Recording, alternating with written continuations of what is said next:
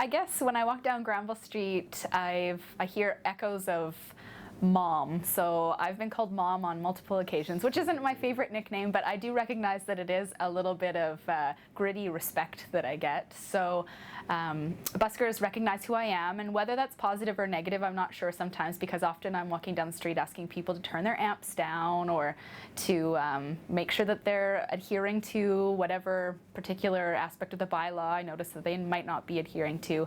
Granville Street plays an interesting role for us in the sense that in downtown Vancouver there are not a lot of open public spaces that are built into the city plan. We don't have a city square, we don't necessarily have the style of plazas that the different European cities would have. We have to create more public space.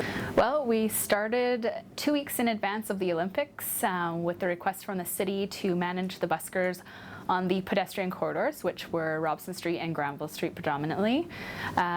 We had a lot of buskers coming into the city from other places, and the city wasn't sure how to deal with them with the usual processes.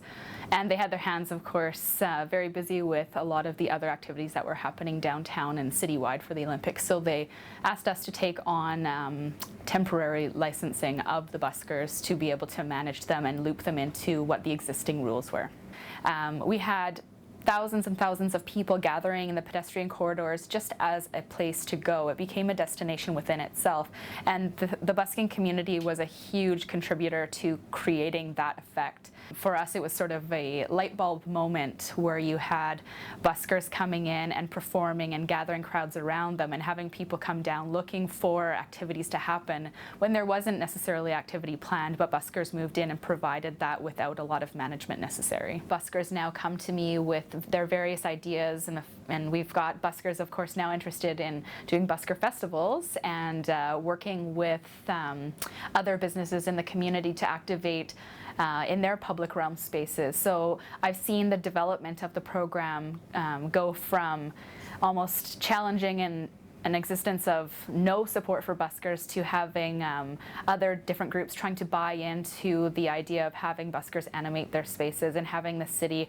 recognize buskers as a community group that they should have open dialogue with and discuss how busking bylaws should work. Our goal with the BIA, and just a personal goal for me, is to have people wanting to come downtown as a place to be without necessarily having an agenda of what they want to do or what they're going to see.